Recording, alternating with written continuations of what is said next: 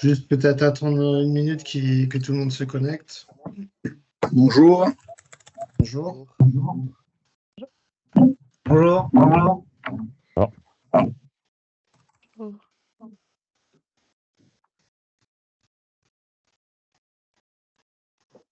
On va démarrer. Je pense que tout le monde est connecté. Donc, c'est le premier webinaire d'une série sans limite, on va dire. Donc, on va faire un webinaire tous les deuxièmes lundis du mois vers 17h, ou après, il faudra voir aussi si ça vous convient au niveau de l'horaire. Il faudra nous dire. Par contre, ça résonne. Je ne sais pas, Thomas, si tu peux couper ton micro. Ouais, ça marche, merci. Donc, on va faire un webinaire tous les deuxièmes lundis du mois et on va essayer de traiter des sujets qui soient des préoccupations actuelles de chaque entreprise. Et ça permettra aussi d'échanger. Enfin, c'est le but aussi d'être un groupe, c'est d'échanger et de construire ensemble un peu et de confronter nos problématiques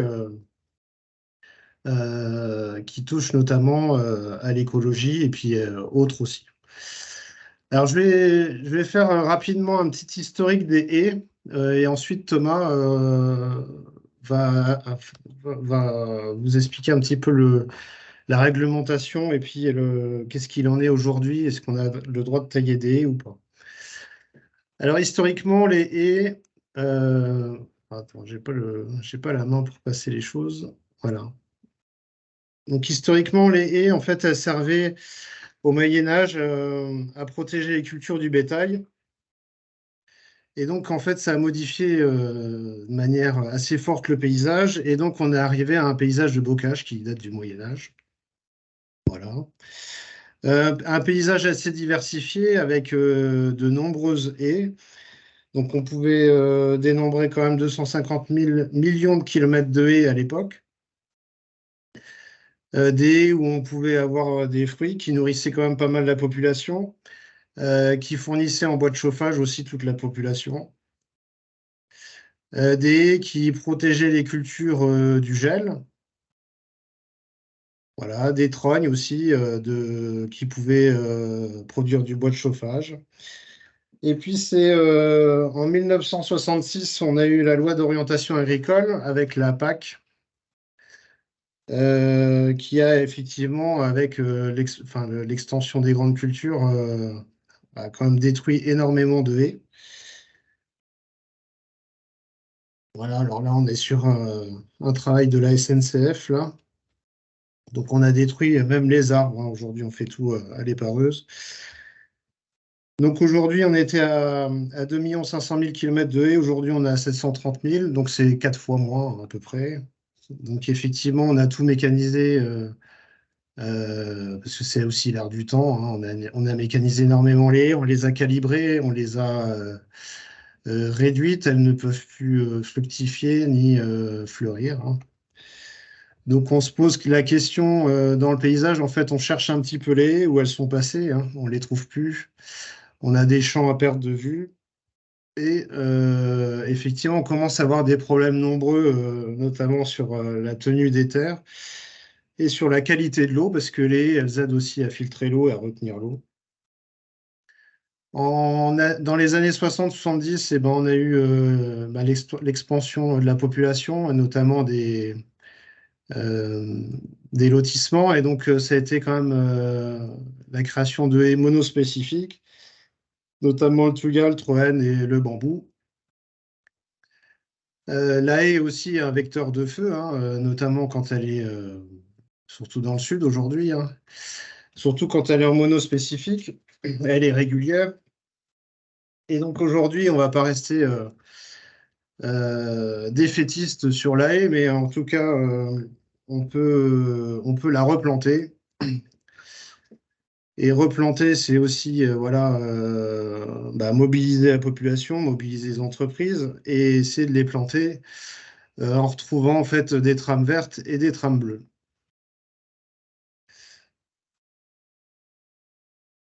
Voilà.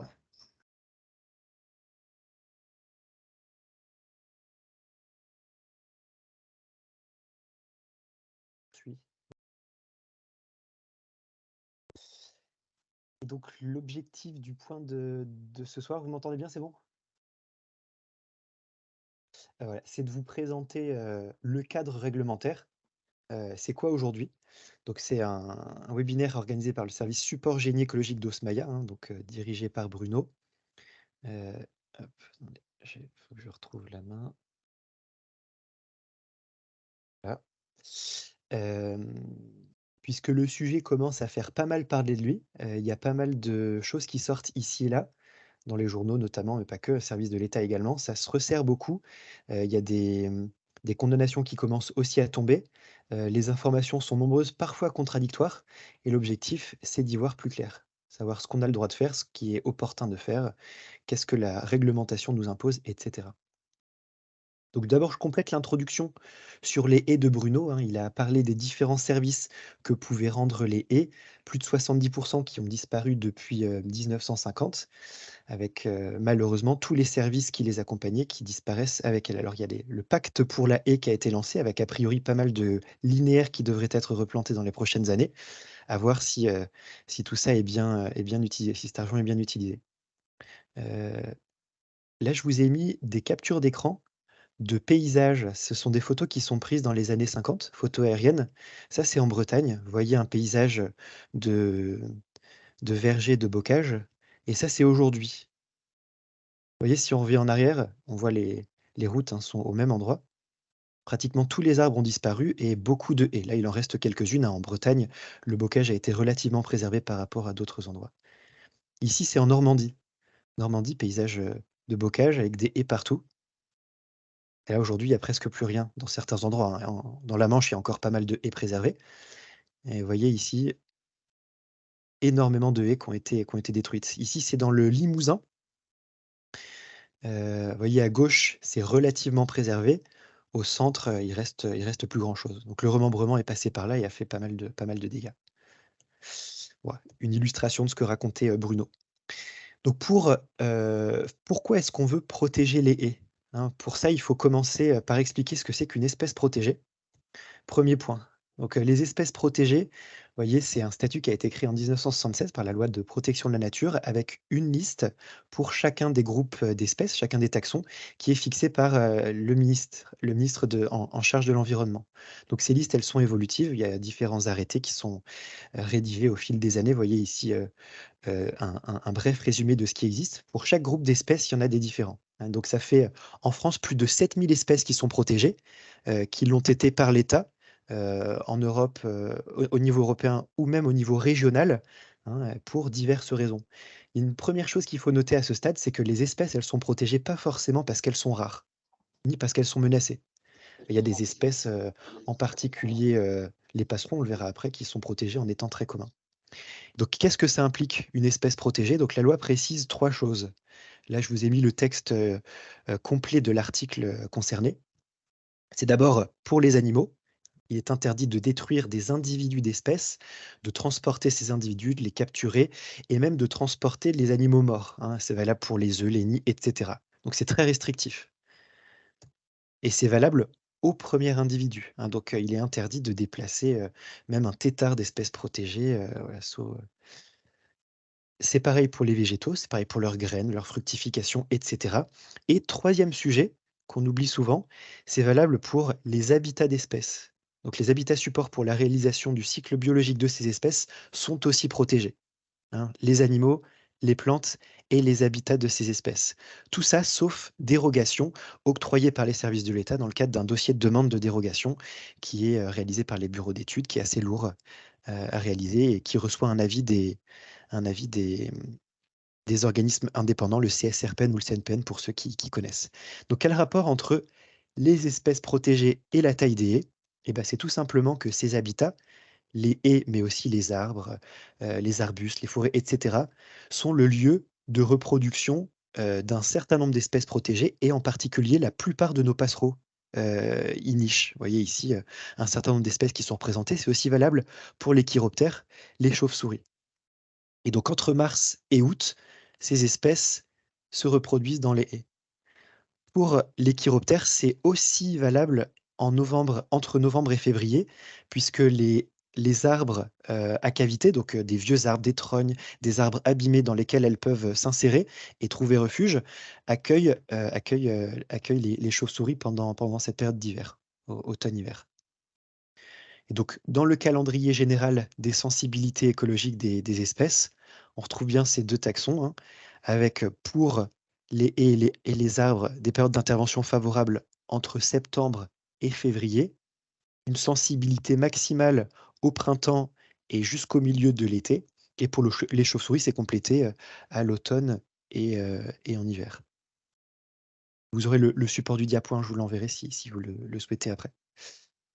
En résumé, intervenir sur les essais interdits pour éviter la destruction des individus, risque fort de mars à août pour les oiseaux et en hiver et automne pour les chiroptères.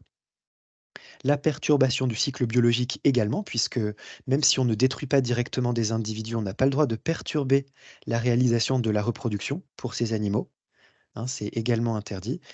Et aussi la destruction de leur habitat. Donc en fait, si on pousse la logique jusqu'au bout de ce qui est écrit dans la loi, théoriquement, il devrait être interdit en tout temps de détruire des haies. Sauf que de fait, aujourd'hui, c'est quelque chose qui n'est pas vraiment applicable, en tout cas dans l'État. On verra ce qui se passe dans les prochaines années. En tout cas, ce n'est pas appliqué. Et en fait, la réflexion, c'est qu'il y a souvent de nombreux habitats de report pour ces espèces protégées. Même si on détruit une haie, elles peuvent nicher dans le bosquet d'à côté, dans le linéaire de haies d'à côté. Ce sont des espèces qui sont souvent peu spécifiques. Elles nichent pas simplement sur tel et tel arbuste. Donc souvent, elles ont des habitats de report. Donc on n'en est pas là actuellement. Mais théoriquement, la destruction de l'habitat de ces espèces est interdite en tout temps. Les pays de Chine. Hop, je vais fermer le micro. Voilà. Les sanctions, très concrètement, c'est quoi? C'est 3 ans d'emprisonnement, 150 000 € d'amende.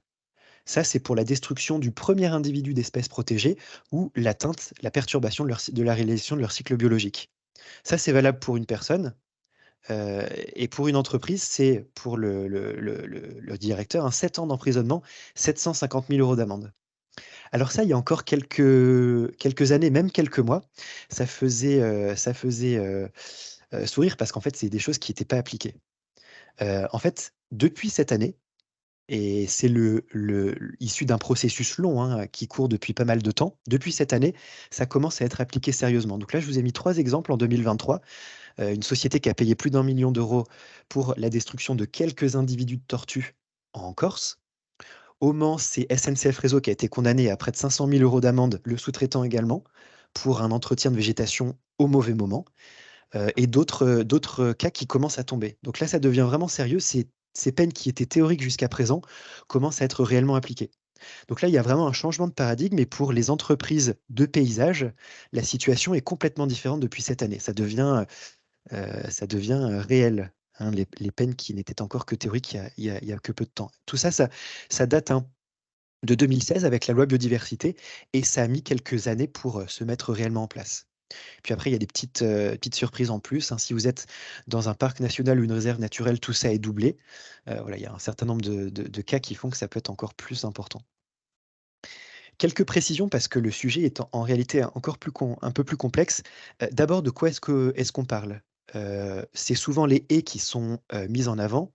En fait, c'est tous les milieux, tous les écosystèmes dans lesquels les espèces protégées peuvent nicher. Et donc, voilà, les alignements d'arbres, les arbustes, les forêts, les broussailles, etc.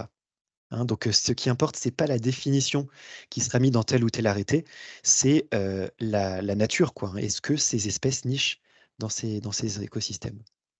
Et puis, qu'est-ce qui est concerné? C'est toute opération qui peut perturber, qui peut détruire les individus d'abord, et ensuite qui peut perturber leur reproduction. Voilà, donc taille, coupe, élagage, abattage, etc. Ensuite, il y a aussi des dates qui sont données, qui sont souvent assez différentes. Un arrêté de 2015 du ministère, c'était entre avril et juillet. Depuis quelques années, l'OFB parle du 15 mars au 31 juillet. Depuis cette année, la PAC, via l'Europe, interdit aux agriculteurs de détruire des haies entre mi-mars et mi-août. Et actuellement, l'OFB encourage sur une période qui va de début mars à fin août.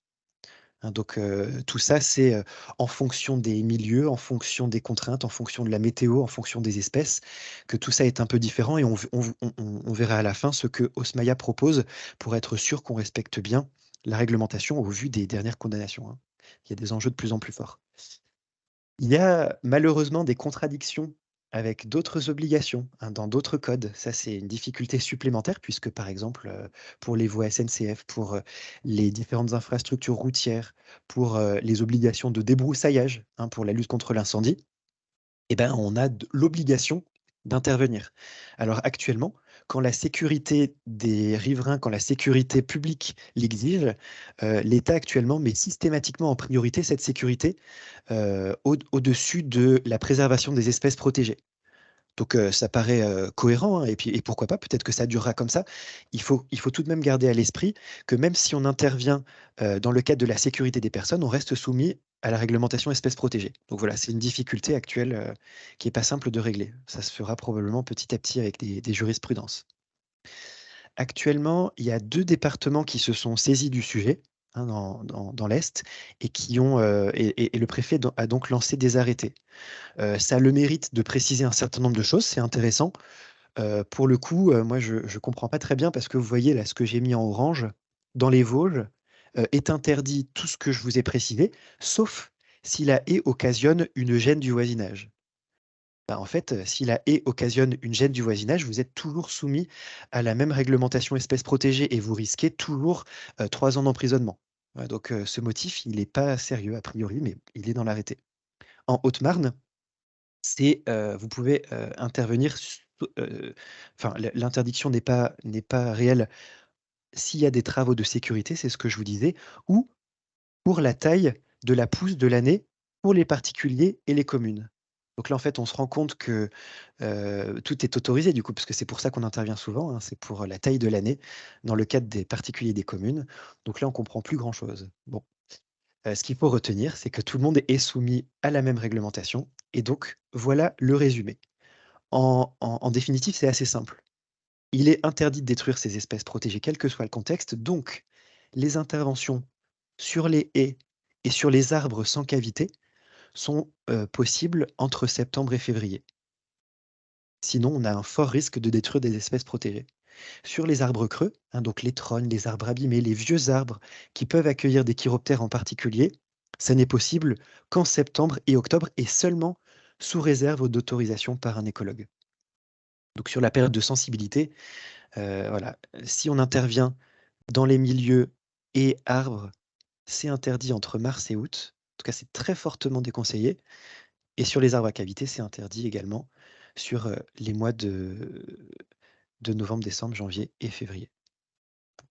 Donc les pistes de solutions, parce qu'on est là pour trouver des solutions à tout ça, hein, évidemment. Alors il en existe tout un tas.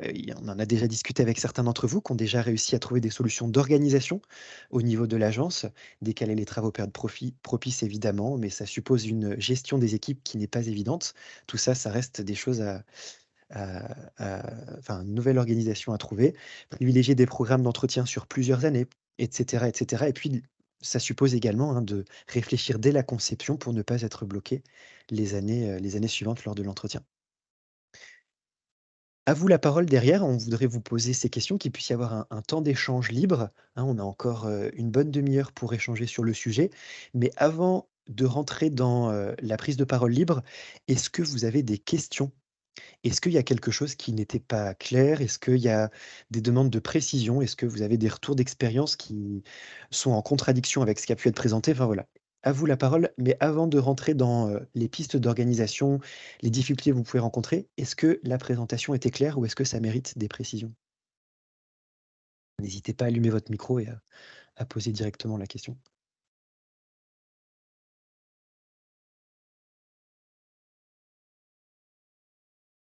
Bonjour, moi j'ai une question, moi.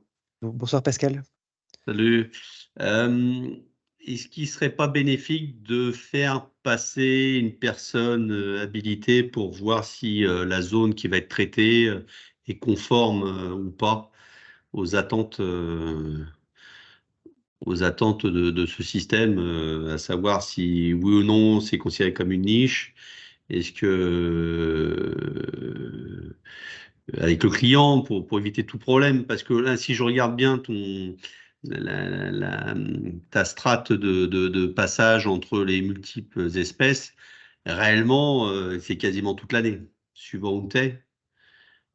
Et clairement, je pense pas qu'il y ait une société qui pourra s'abstenir de travailler pendant X mois. Donc, on ne peut pas mettre en place que quelqu'un puisse passer, quelqu'un avec un label ou je sais pas, un certain titre, pour pouvoir dire on peut faire cette partie-là, le reste, ça on ne peut pas, de manière à pouvoir échelonner les travaux sur différents chantiers. Eh ben, pour répondre à la première partie, c'est sûr que la meilleure manière quand on a un doute de lever ce doute, c'est de faire intervenir un écologue, soit qu'il existe en interne au sein d'Osmaya, hein, en Ile-de-France, il y a Mélanie en particulier, soit Ouais. parce qu'il y a un partenaire, que ce soit le maître d'œuvre si c'est un chantier de travaux, ou un partenaire peut-être associatif dans certains cas. Mais oui, complètement, les écologues, ils existent, ils sont là pour ça. Et un passage permet une levée de doute souvent assez rapide. Ouais. Après, il y a quand même des haies, il y a différentes gradations d'écologie dans les haies. Quand tu as une haie de Troène ou de cyprès, effectivement, il y a quand même moins de risque d'avoir de la biodiversité que sur une haie un petit peu libre qui Des fait 6 mètres bocagères, de hein. large. Ça, c'est évident. Ouais, bien sûr. Bien sûr.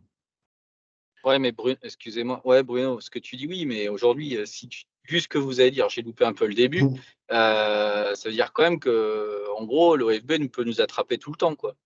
Même si on taille une haie de tuya dans une ville, dedans, il y a peut-être des moineaux ou je sais pas quoi, et on peut être attaqué. Si c'est pendant la mauvaise période. Ouais. Ouais, mais la mauvaise période, en gros, aujourd'hui, ça veut dire que tu peux tailler les arbres si je fais une synthèse rapide entre septembre et février. Le reste du temps, tu touches plus à la végétation, arbres, arbustes, ou très peu, quoi. Mais par contre, ce qui est quand même particulier, c'est que tu disais qu'il y avait que 2 départements qui avaient pris des arrêtés. Alors, quid des départements, par exemple, en Île-de-France où il n'y a pas d'arrêté? On est sous l'égide de la loi de la biodiversité, c'est ça? Oui, c'est ça. Ces arrêtés, de mon point de vue, ils servent à rien. Ils apportent simplement de la confusion. Dans leur rédaction, c'est compliqué. Il y a plein de trucs différents. En fait, j'ai l'impression qu'ils ont simplement essayé de ménager la chèvre et le chou. Voilà, et les différents lobbies qui peuvent exister en local. Mais effectivement, tout le monde est soumis à la loi. Et actuellement, c'est plus théorique, elle est vraiment appliquée. Donc ces arrêtés, à mon sens, ils servent pas à grand-chose. Mais on est bien d'accord, c'est aussi bien en ville où ça n'a rien à voir avec le code rural ou la partie, C'est dans tout milieu, tout milieu. Ouais, ouais. Tout milieu. D'accord. À ce moment-là, moi, je rebondis sur ce que dit Fabrice. Pour le coup, quand on répond au dossier, on a des dates imposées sur certains travaux, y compris les tailles de haies. Si le client nous demande une taille en mai-juin, qu'est-ce qu'on fait? On peut s'opposer au client et discuter avec lui ou c'est quand même fréquent qu'il nous impose les dates de passage, hein. Là, pour le coup, actuellement, ça semble relativement clair, hein, que c'est l'intervenant qui est responsable de ses interventions, tout simplement. Donc, si jamais vous réalisez des mesures comme celle-ci qui a un impact sur la biodiversité, vous êtes tenu pour responsable de ce que vous faites. Ouais, mais c'est double punition. Ça veut dire que si on ne fait pas l'intervention au moment où le client le souhaite, on est hors cadre contrat et on peut aussi avoir des pénalités du côté du client. Ouais, alors après, c'est une discussion aussi à avoir avec le client parce que les choses, elles changent. Le client, il n'est pas forcément au courant aussi de la législation. Ça passe déjà par de l'explication et de la prévention. Parce que c'est vrai que si tu expliques au client qu'il va avoir 750 000 euros d'amende, je pense qu'il va quand même t'écouter, essayer de prendre les choses en compte. J'entends bien, mais tu sais aussi bien que moi que le client, ce qu'il voit aussi, par exemple, dans le cadre des villes, c'est tout ce qui va être riverain, avis des riverains. Et par exemple, si tu as une haie, ne serait-ce que des Onimus, qui fait des rejets en permanence tout l'été, on va avoir des problèmes si on ne taille pas au moment où ils le souhaitent, quoi. Donc, c'est toujours le même souci, hein. Tu peux discuter, mais jusqu'à une certaine moindre mesure, hein. Ouais, bien sûr. Mais en fait, ce que ça va impliquer indirectement, c'est qu'il y a des endroits, tu te rends compte que c'est pas possible de ne pas tailler les haies par rapport à l'usage des riverains et des voitures, etc. Enfin, quand tu prends un lotissement, bah, aujourd'hui, la conception n'a pas pris en compte le fait qu'on ne taillait pas. Donc en fait, il va falloir revoir un bon nombre d'aménagements autour des habitations parce qu'effectivement aujourd'hui, c'est pas possible de faire comme ça. Mais tout ça, ça va être un changement qui va falloir prendre en charge. Mais en attendant, effectivement, il y aura une période transitoire où il va falloir quand même tailler pour qu'il y ait un usage correct des riverains et en même temps faire un changement de plantation, quoi, un changement d'aménagement autour des habitations, quoi. Ça va pas être possible autrement, quoi. Ouais, sachant que les riverains, ils seront peut-être pas prêts à ça non plus. Déjà, quand tu leur envoies toi tout ce qui est imposé actuellement, ça devient compliqué, hein. Et puis ça va prendre du temps. Là, la loi est active et c'est pas fait. Mm. Aujourd'hui, l'OFB met des prunes. Voilà, avant, il rigolait, maintenant, il rigole plus. Donc après, c'est vrai que nous, on est entre deux chaises, hein, ça c'est clair, hein. Mm. Et ouais, mais Ouais, légalement, mais si la collectivité nous impose de le faire, on est responsable ou quoi? Si on a un mail du maire Ouais. qui nous Ouais, c'est dit, ça. vous taillez, j'en ai rien à foutre, c'est une zone commerciale. C'est ça ou c'est pénalité de l'autre côté. C'est un risque reconnu. Légalement, qui a tort? Qui a raison? les deux ont tort. Peut-être bien que oui, peut-être bien que non. Bah non, mais vu ce que dit Thomas aujourd'hui, pour moi, Ah, mais après, c'est vraiment une position qu'il faut qu'on ait tous au niveau du groupe. C'est à un moment, c'est soit on tient le même discours. Parce que là, Bruno, tu dis oui, mais bon, il faut faire attention. Non, soit on peut, soit on peut pas. Là, on fait encore de l'entre-deux. Donc, mais demain, on peut pas dire à des conduits, bon, bah là, oui, tu peux y aller, là, tu peux pas, là, tu as peut-être un risque.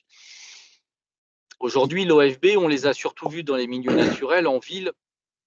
Moi, je ne connais pas s'il y a déjà eu des sanctions, des choses comme ça.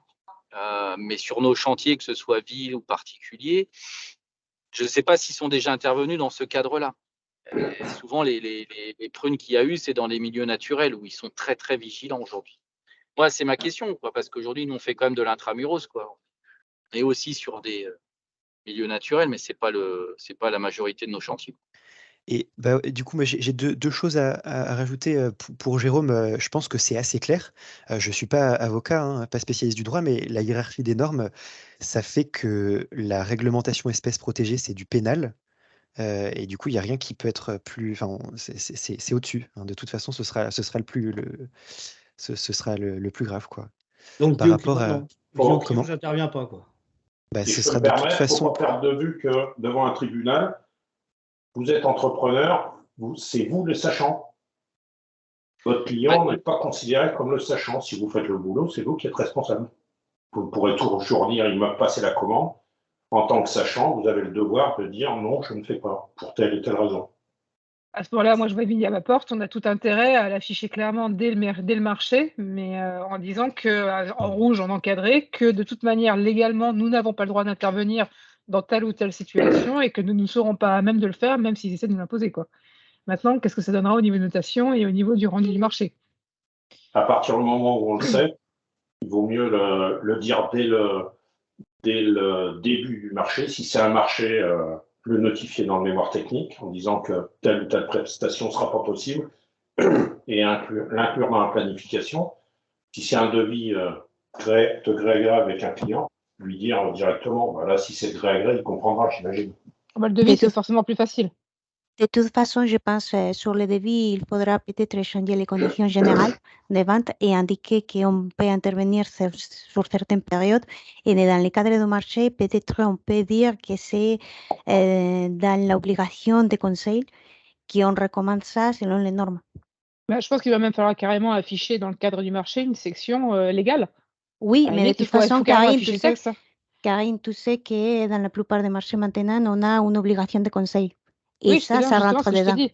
Il va falloir qu'on crée une partie légale explicative sur ce sujet-là, de manière à ce qu'il n'y ait pas en fait de discussion à avoir Oui. derrière, en fait, pour le conducteur, parce que sinon le conducteur, ça va être un enfer. Oui, en fait, ce qu'on aura besoin, c'est les cadres légaux pour pouvoir les insérer dans C'est les ça. mémoires techniques. Il faudrait que vous nous fournissiez le cadre légal de manière à ce qu'on ait les bons éléments.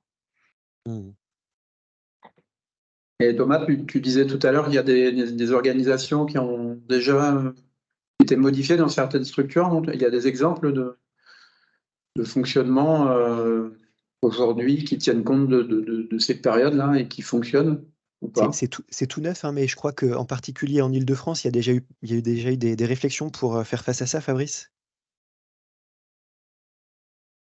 Les réflexions, c'est c'est essayer de modifier les périodes de taille. Mais quand tu vois des activités élagage comme Pascal, c'est compliqué, quoi. Aujourd'hui, Pascal, il va la travailler 2 mois solution, par an. les élagueurs, on va les faire travailler de septembre à février, 18 heures par jour, quoi. Le problème, c'est que j'ai l'impression que la loi, elle n'est pas encore très très claire. Voilà, je reste un peu dubitatif, je ne sais pas. Alors oui, on se fera attraper, ça c'est sûr. Mais aujourd'hui, voilà. Est-ce qu'il faut que nous, on se lance dans cette démarche de sur tous nos marchés, de dire à nos clients, bah, en gros, on n'a pas le droit de tailler. Moi, je pense qu'il y a. Bon, tu disais, il faut prendre position, Fabrice. Le problème en écologie, c'est quand on est un peu radical, c'est contre-productif. Parce que je me mets à la On est place du d'accord. client. Je me mets à la place du client. J'ai mon prestataire, il me dit, bon, les haies, j'ai plus le droit de les tailler. Donc, les riverains, enfin, mes locataires, ils vont tous commencer à brailler. Du coup, qu'est-ce que je vais faire? Je vais arracher toutes les haies. Je vais mettre du gazon à la place. Et au final, Oui, en non, termes de biodiversité, ça va être contre-productif. Donc, enfin, je pense que ça passe déjà sur une période déjà dire au client ce qu'il en est au niveau de la loi, expliquer un petit peu les choses pendant un moment, au moins un an. Et on ne peut pas changer du jour au lendemain la manière de faire. Enfin, je pense qu'il faut accompagner le client dans la démarche, quoi. Est-ce qu'ils sont bloqués à ce point-là au niveau des amendes ou est-ce que, par exemple, imaginons, on se fait attraper sur une ville quelconque parce qu'on a taillé au mauvais moment, mais qu'on peut prouver qu'on a bien expliqué au client que l'on ne souhaitait pas tailler cette période-là, mais que c'est vraiment le client qui nous a demandé de le faire. Est-ce qu'ils peuvent être plus souples ou est-ce qu'ils vont appliquer bêtement les choses? Je pense qu'actuellement, les choses sont en train d'évoluer très vite. Il y a encore pas longtemps et même certainement aujourd'hui, si vous êtes de bonne foi, que vous avez bien fait les choses, qu'il y a peu d'impact, que vous êtes en ville, qu'il y avait que des espèces très communes, vous risquez probablement pas grand-chose. Sauf que l'année prochaine, on ne sait pas ce que ça va donner. En fait, ça évolue très vite, très fort. L'OFB tape assez fort, ils ont des consignes là-dessus. C'est que l'UNEP a pas mal d'échanges actuellement avec le ministère de l'écologie. Et ils ont fait part des remarques que vous faites actuellement, hein, au niveau de la filière. Il y a eu pas mal de réunions l'année dernière au niveau du ministère avec l'UNEP, avec l'UPGE aussi, pour essayer de trouver des solutions. Et en fait, le ministère de l'écologie, appuyé actuellement par l'ensemble du secteur public, hein, ils disent tous la même chose. La réglementation espèces protégées, elle existe, elle est très claire. C'est extrêmement clair. C'est son application qui n'est pas claire pour le moment. Jusqu'à présent, elle était appliquée de manière très très légère. Elle l'est de plus en plus à la lettre et probablement que ça va ne faire que se durcir.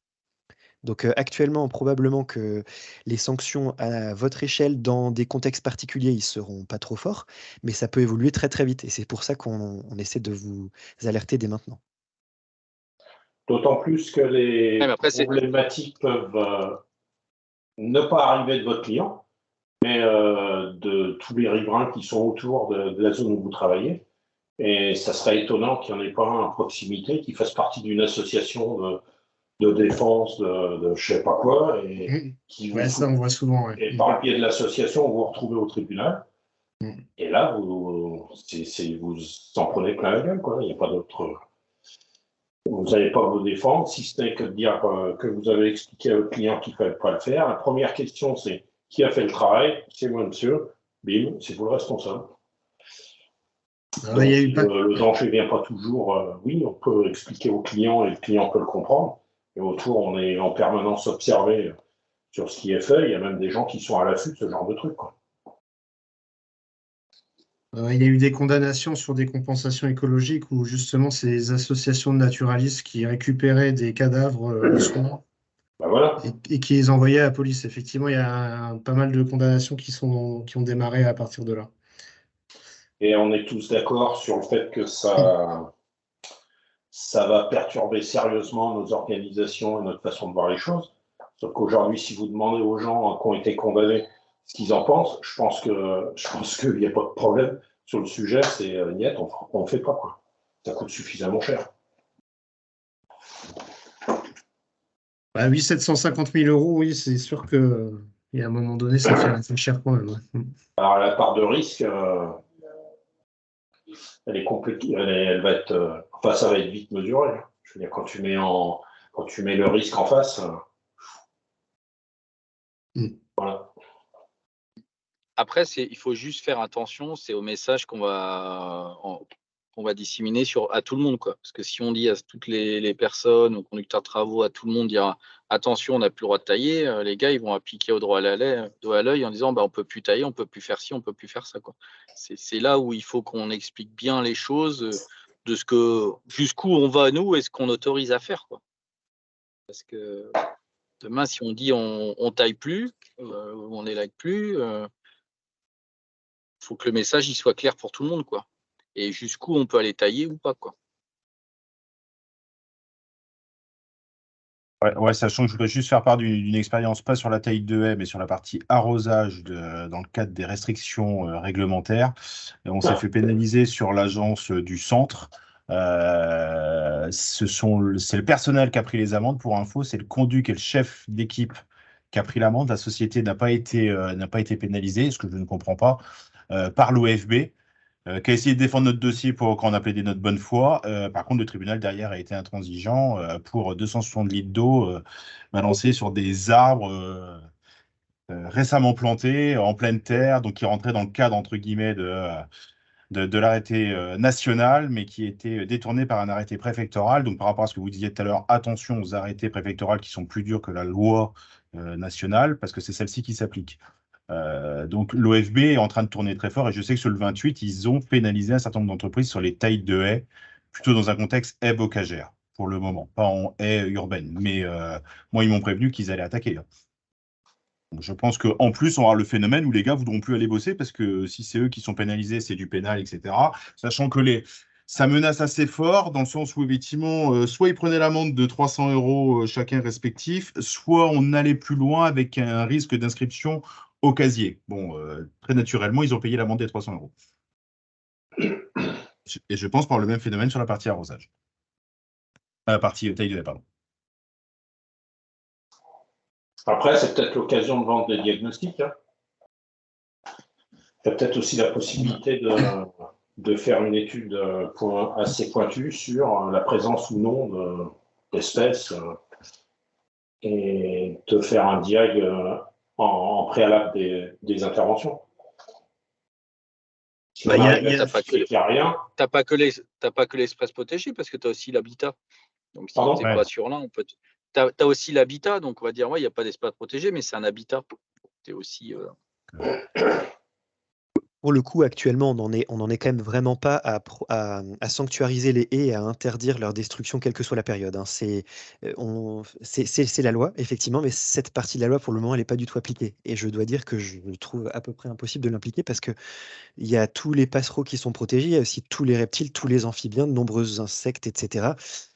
Si on interdit, quel que soit le contexte, la destruction de ces habitats, quelle que soit la période, on peut probablement plus rien faire. On peut plus prendre la voiture non plus, hein, ça c'est un autre sujet, mais quand vous tapez une espèce protégée en voiture, vous êtes censé être responsable. Donc voilà, vous voyez bien que c'est actuellement pas appliqué dans tout un tas de contextes. En tout cas, dans notre contexte, ça commence à l'être et du coup, ça suppose des adaptations.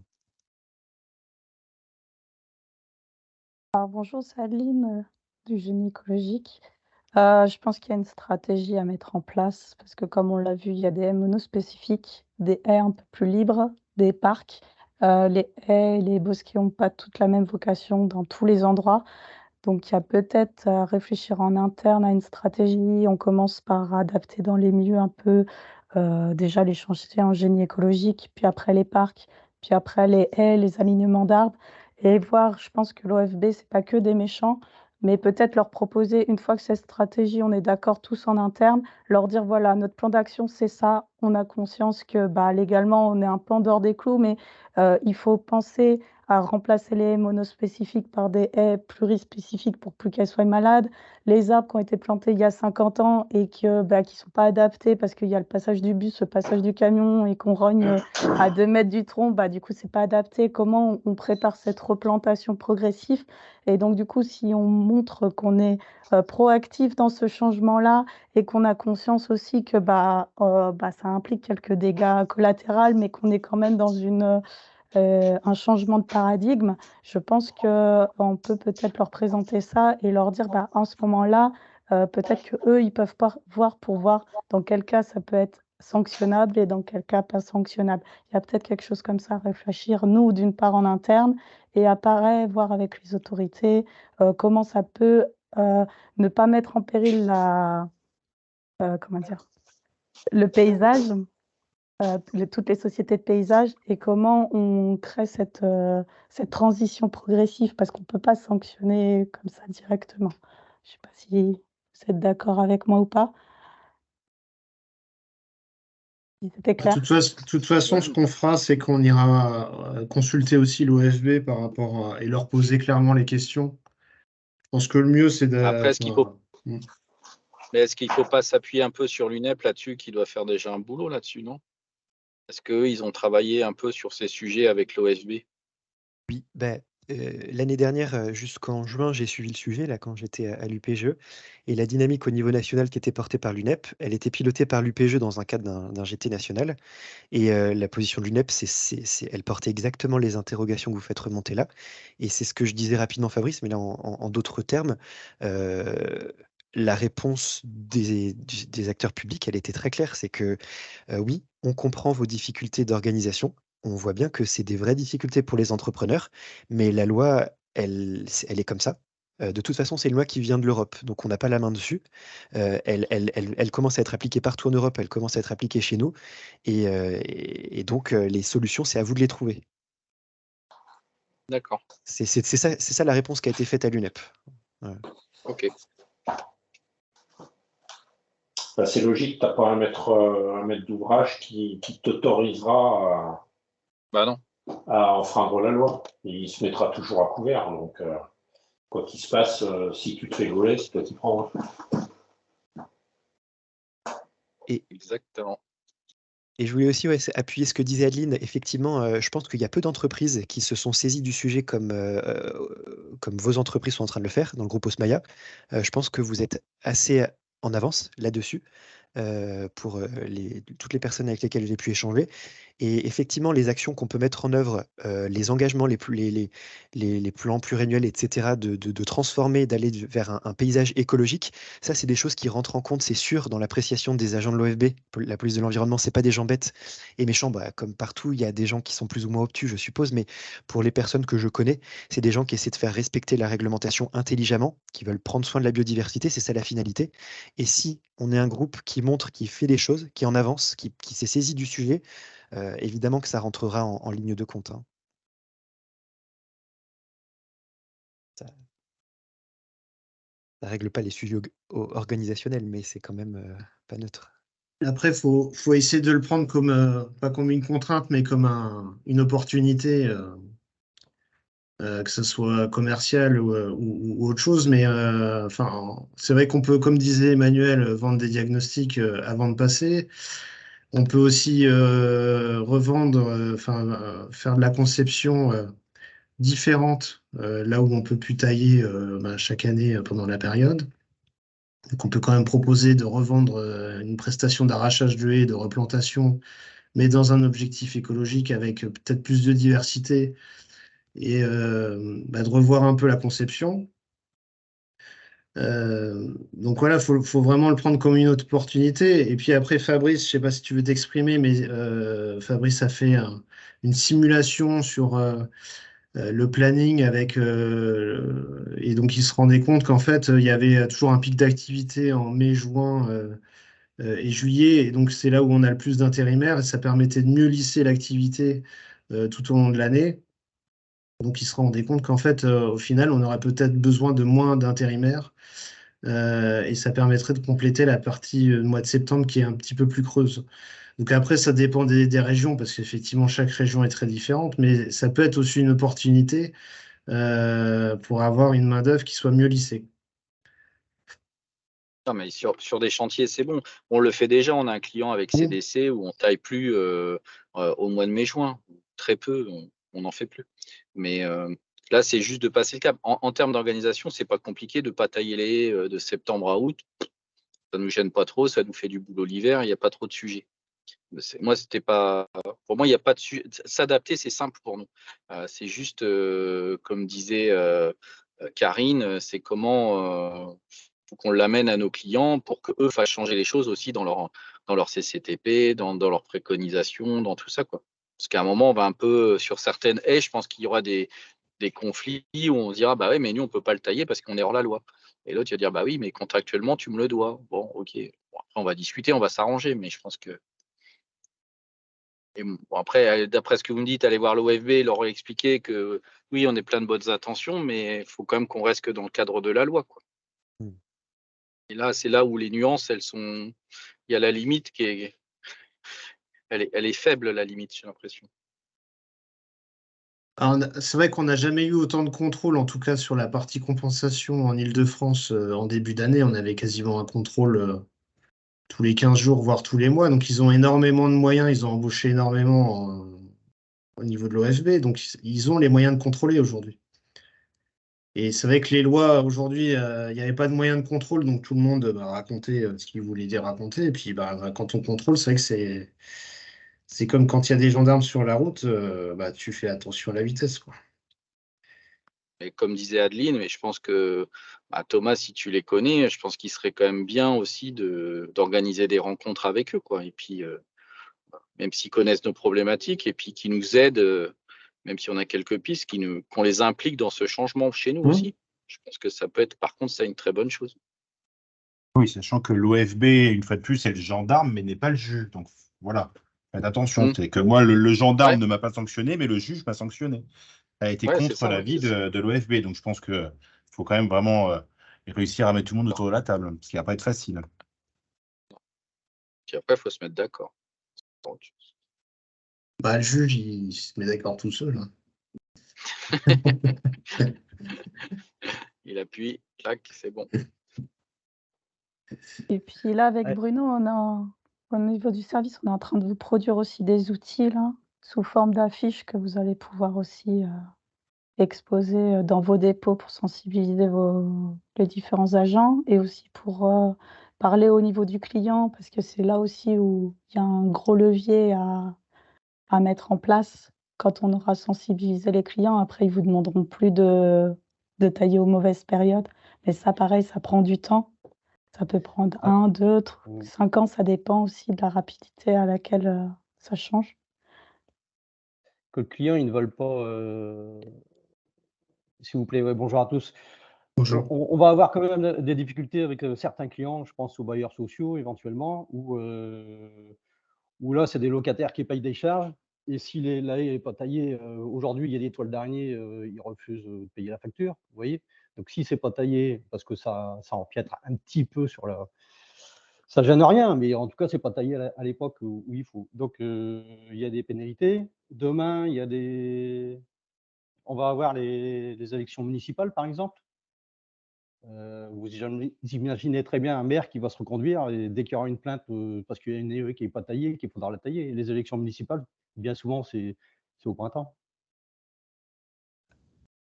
Dans le type de taille sur les. Est-ce que si on taille qu'un côté, si on fait qu'une taille de cohabitation, c'est gênant? L'intervention, quelle qu'elle soit, elle peut déranger la nichée. Donc, sur le principe, oui. C'est gênant. Ouais. Alors, est-ce qu'il faut perdre un client sur lequel on va dire, bah non, moi je le fais pas. T'essayes déjà de tricher, Jérôme. C'est pas beau, ça. J'ai l'habitude. Je vais rebondir sur l'intervention de Jean. Quand il y a eu l'éco-phyto, il faut aussi se remettre dans ce contexte-là. Avant, vous mettiez des produits phytosanitaires partout. Et il a fallu déjà changer ces pratiques-là. Les clients, petit à petit, ils se sont dit, on fait de moins en moins phyto. Peut-être repenser à ce retour d'expérience-là, combien de temps ça a mis à changer au sein de Pinson et du groupe, pour voir au niveau de l'élagage, comment est-ce qu'on peut transposer ça plus rapidement et optimiser en fait ce changement-là rapidement. J'entends, mais l'échelle temps n'est pas du tout la même, parce que le plan Ecophyto 2008 était apporté en 2018, soit 10 ans plus tard, et concrètement, aujourd'hui, il n'est toujours pas appliqué à 100%. Donc, je ne pense pas qu'on soit dans la même échelle temps. J'entends ce retour d'expérience, mais je pense que ce qu'on a fait sur 14 ou 15 ans, on va nous laisser une année, vu le rythme auquel c'est parti, effectivement, sur cette problématique. de la forêt linéaire, quoi.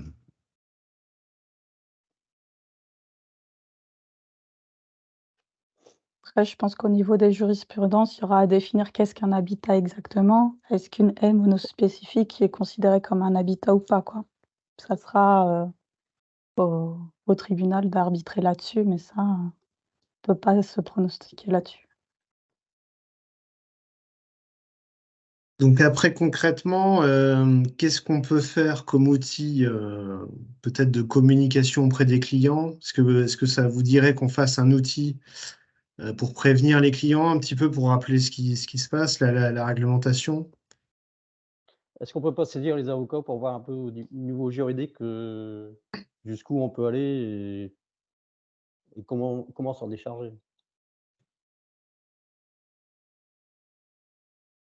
Pour intégrer les bonnes clauses dans les contrats? Ouais. Toi, Jean, tu dis que c'est pas possible à certains moments, quoi, c'est ça? Bah, c'est pas que c'est pas possible, on va tout faire pour respecter la loi, quoi. Mais moi, j'ai pas envie de perdre un client pour 10 mètres de haie, quoi, vous voyez. Mmh. Des clients qu'on accompagne régulièrement, il y en a certains, il faut intervenir tout de suite, quoi, quelle que soit la réglementation. Parce qu'il y a 100 mètres de haie et puis qu'il y a autant d'habitations et autant de bulletins de vote, hein. Et si je le fais pas, c'est quelqu'un d'autre qui va le faire.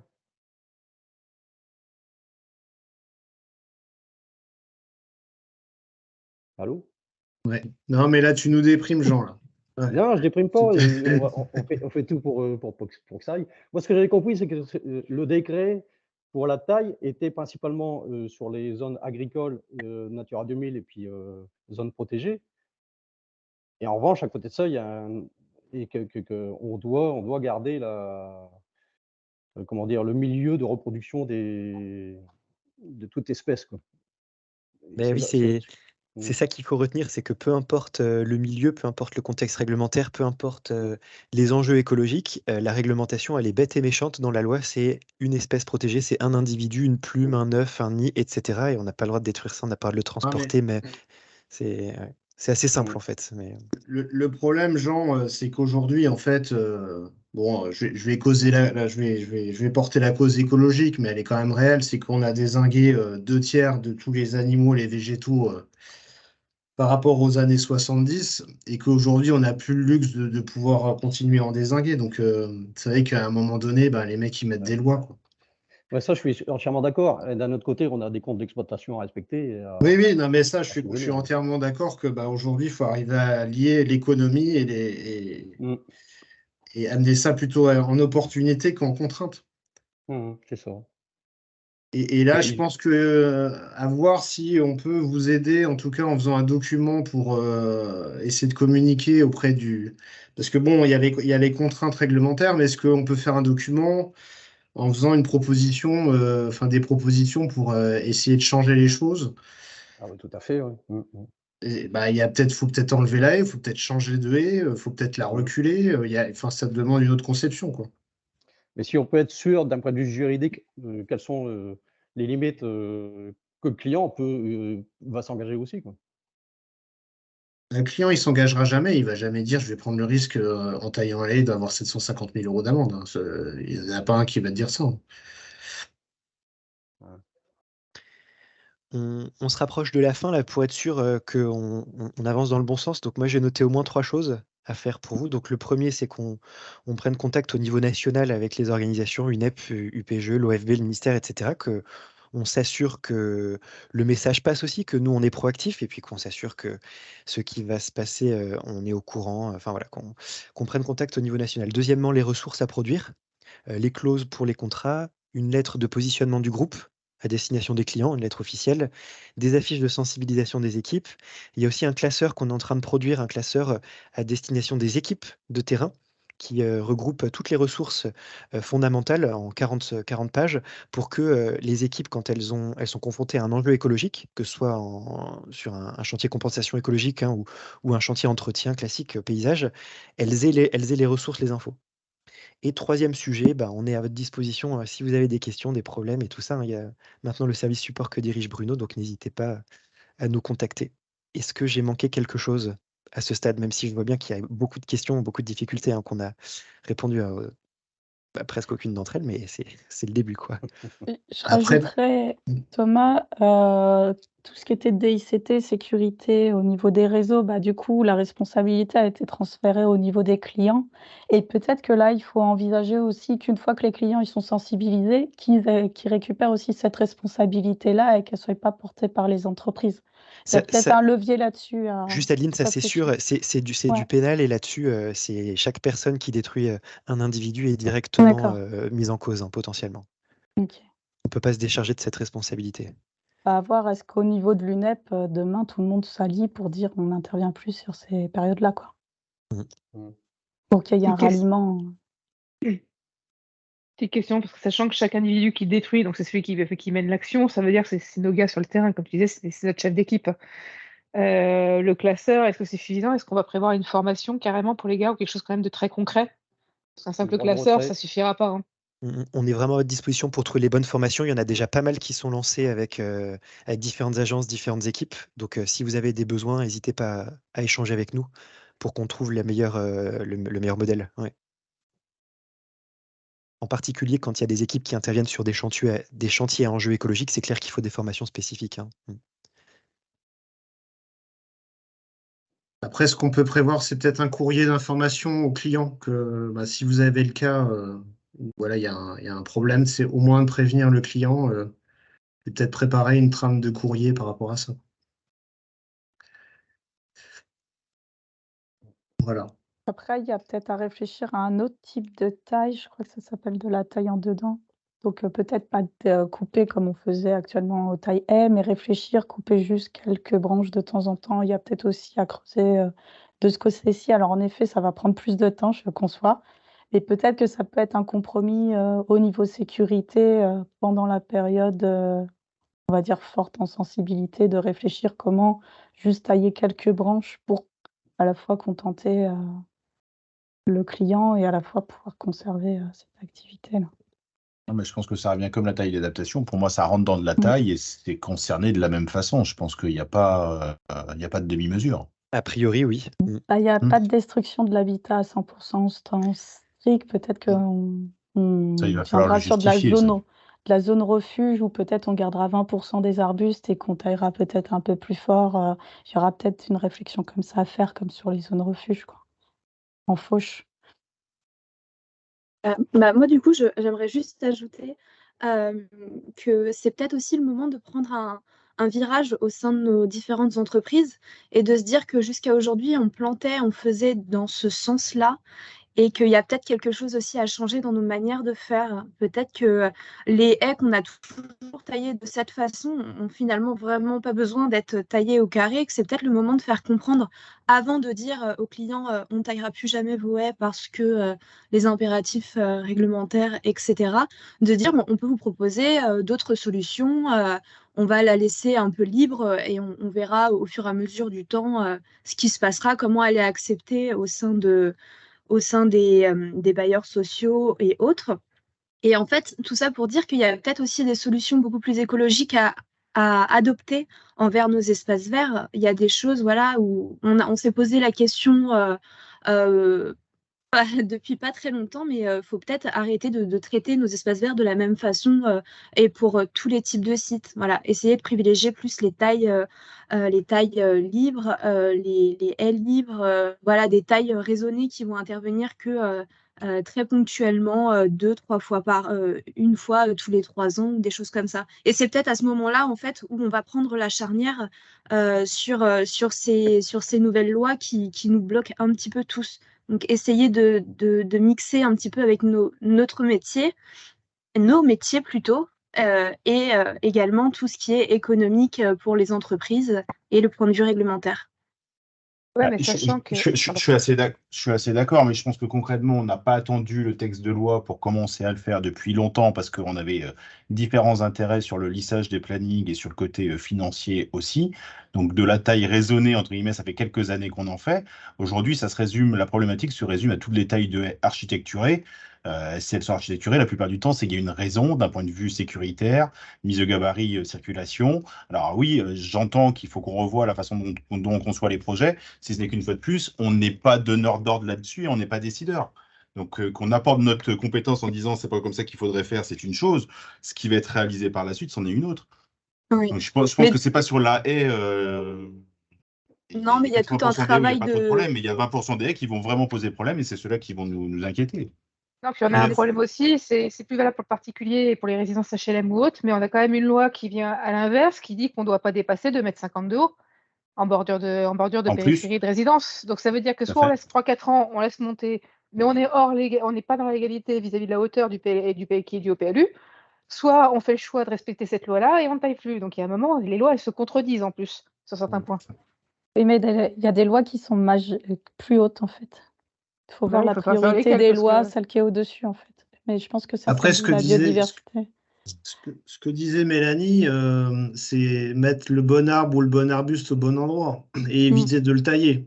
Ouais, mais on Mais- mais- a un patrimoine qui est déjà présent et tu ne changeras pas Ouais. tout en 2 Ouais, ans. hein. ça on est d'accord, mais au moins que ce qui est fait, parce qu'aujourd'hui quand on voit les paysagistes, ils te mettent ça Ils font comme des n'importe quoi. sucettes. Hein. Enfin, il y a un moment donné au niveau compétence, la compétence elle est pas là, et puis elle a jamais été trop là. Quand tu vois dans les lotissements qui te mettent encore du cyprès, enfin, et c'est encore aujourd'hui, hein, c'est encore cette année, quoi. Enfin, c'est en 2023. Hein. Donc effectivement, il y a peut-être aussi un rôle de conseil par rapport à ça, quoi. Parce que, aujourd'hui, c'est au moins arrêter l'hémorragie, au moins arrêter ces pratiques-là, parce que Ouais. Mais ça, on est d'accord, Bruno, mais une fois de plus, le patrimoine oui, il est là, végétal, il est il faut faire existant avec. depuis longtemps. Et tu sais très bien comme moi qu'aujourd'hui, s'il y a une haie qui n'est pas plantée au bon endroit, etc., et que tu viens la couper, politiquement, ça va être super compliqué. Parce que, Et puis des aberrations, tu en as encore. Regarde les permis de construire où ils t'imposent de planter 30 arbres dans un terrain qui est minuscule avec un Ça. bâtiment. On est obligé de les coller au bâtiment et on n'a pas le choix au final. Même si tu prends des petits, on sait que ça passe pas. Donc des aberrations, on en a toutes sortes en fait. Quand tu peux y réfléchir un peu, il y en a des quantités astronomiques où on peut pas gérer. Déjà actuellement, on peut pas gérer. Donc avec ça en plus, c'est pire que tout. Non, ce que je disais juste, c'est que ça se passe à la conception, c'est à l'entretien, c'est déjà trop tard d'agir. Ah oui, mais justement, la permis de construire, il y a des cas où tu as de la conception et tu as déjà des règles qui t'imposent des choses qui sont aberrantes et non gérables. Et là, encore plus, au final. Quand on abat un bout de forêt, il t'impose de reposer la même chose avec un bâtiment au milieu. Ah oui, mais non, on n'a pas la place.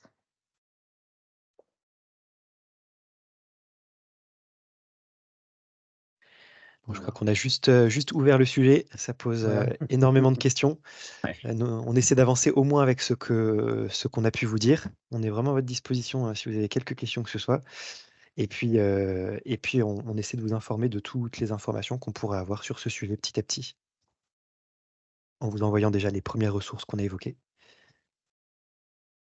Voilà. Juste si tu peux nous parler de la session prochaine, Thomas. Ah oui.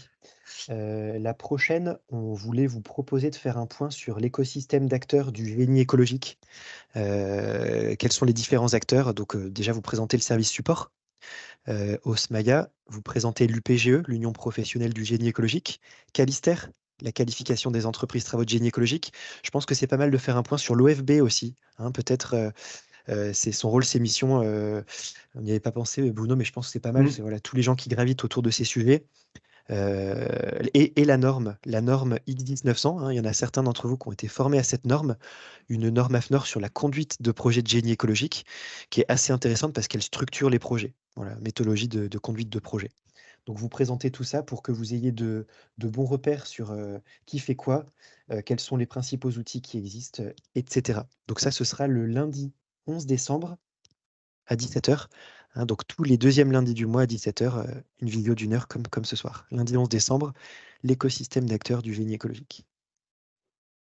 Et vous pouvez inviter qui vous voulez, hein, d'ailleurs. Hein. Vous étiez, vous, destinataire de l'invitation, parce que petit à petit, les chefs de région ont remonté vos noms, prénoms, mais vous pouvez transmettre à qui vous voulez. Hein. Tout le monde est bienvenu, de l'ouvrier jusqu'au président. Excusez-moi, est-ce qu'il serait possible d'avoir une veille juridique? C'est Adeline qui parle, c'est... Tout à fait. Oui, oui. Oui, ça c'est un sacré défi pour les sujets de l'écologie, parce que ça change tout le temps. C'est très mouvant, les lois, les décrets, etc. Mais oui, tout à fait, on essaie vraiment dès qu'on a quelque chose qui vous concerne, de vous le faire passer complètement. Merci. Et si vous avez un sujet qui vous paraît judicieux de traiter, comme ce soir, c'était Florian Crédville qui nous avait remonté la problématique, n'hésitez pas à envoyer un mail à Thomas pour qu'on puisse traiter ce sujet en amont. Voilà. Eh ben, bonne soirée à tous et bon courage Ouais. pour tous Merci ceux à qui vous. sont impliqués dans vos entreprises. Merci, bonne Merci, soirée à bonne tous. soirée. Merci, bonne soirée. Merci, bonne soirée. Bonne soirée. Merci. Bonne Bonne soirée. soirée. Merci. Merci.